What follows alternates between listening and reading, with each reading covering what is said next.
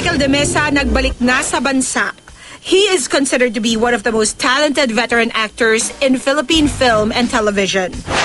With several acting awards and numerous top-rating soap operas, inakala ng lahat na masaya na si Michael de Mesa sa kanyang buhay showbiz. Until he came out with shocking news in 2009 at inannounce na iiwanan niya ang pagiging aktor dito sa bansa para manirahan at mamuhay ng normal sa Amerika. In his past interviews before leaving, isa sa mga dahilan na inamin ni Michael ay ang frustration sa nooy takbo ng kanyang showbiz career sa Pilipinas, forcing him to give up his spot among the stars and work for the marketing of an ambulance company in the US. Pero kamakailan lang, muling nagbalik ng bansa si Michael, this time with a renewed spirit to pursue another shot at showbiz. At ngayong hapon, eksklusibo niyang ihahayag sa atin ang makulay na kwento ng kanyang pakikipagsapalaran. Ano-anong klaseng mga pagsubok nga ba ang kinaharap niya sa kanyang pamamalagi sa Amerika? At ano ang nagtulak sa kanya upang balikan ang mundong minsay nagtulak sa kanyang mangibang bansa? Michael de Mesa, live na live! Mga taga-Showbiz Central, let's all welcome back Mr. Michael de Mesa! Hello, good afternoon. Good afternoon sa inyo. Good afternoon. Hi, Pia. Hi! Welcome back to the Philippines, Mike, after 3 years of being away. Yes, 3 years. Kamusta naman ang naging buhay mo sa Estados Unidos? Tahimik. Sobrang tahimik.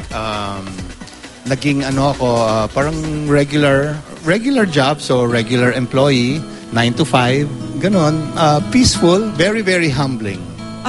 Regular Joe, ika nga, no? Regular Joe. Dahil sa States, ikaw ang gumagawa ng lahat, naglalaba, naglilinis, nagluluto. Correct. Walang mauutusan.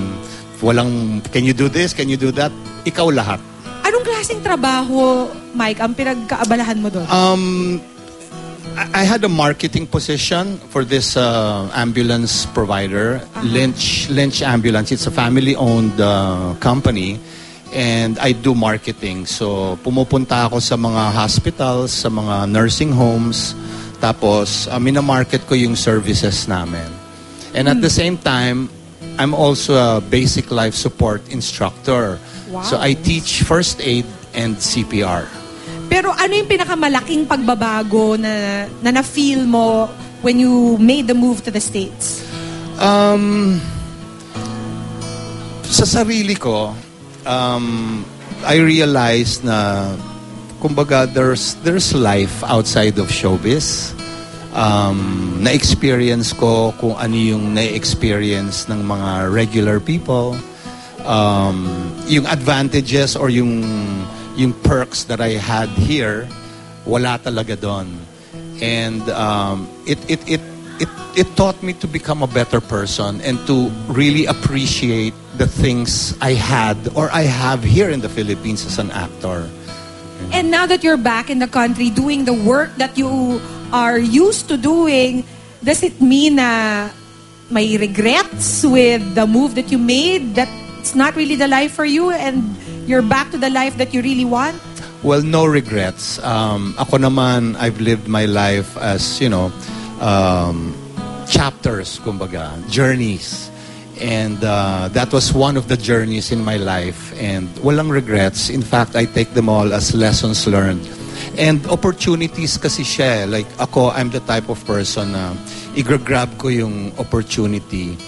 Whatever it is that will make me grow, not just as an actor, but as a person as well. So I embrace all that. Nagkaroon naman ng opportunity na mamuhay doon. So, kinuha ko.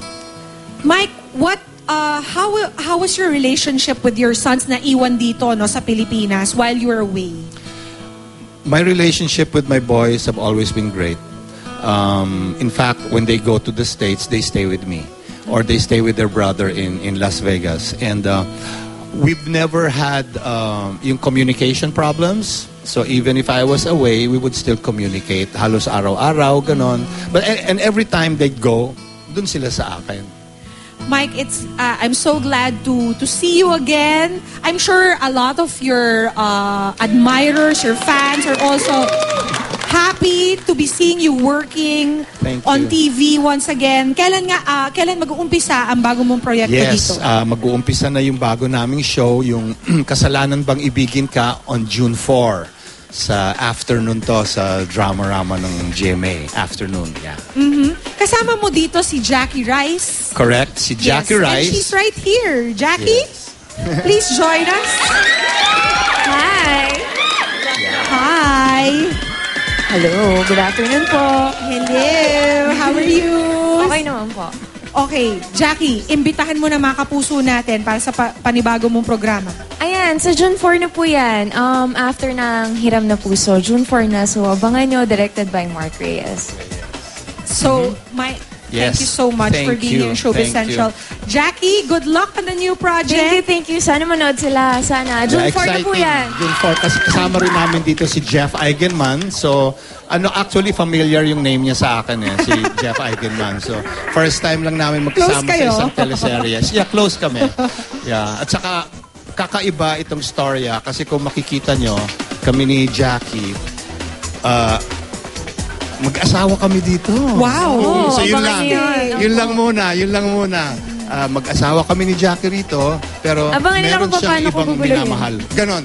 So yun yung Nakaka-intriga. Guguluhin ko yung gist ng mag-ama. story. Yun pa lang, naiintriga na kami. Maraming salamat, Jackie. Salamat Thank po, you. salamat Thank po. you so Sana much. manood so kayo. June 4 na po. Thank Yes, you. we'll watch out for that. At up next, mga taga Showbiz Central, we're going to have Mr. Raymart Santiago live tungkol sa bagong lumabas na video dun sa alita nila ni Mr. Mon Tulfo sa pagbabalik yan ng Showbiz Central. Stay with us. Yes, June 4 na. Kumain na kayo, hindi nyo pansinin.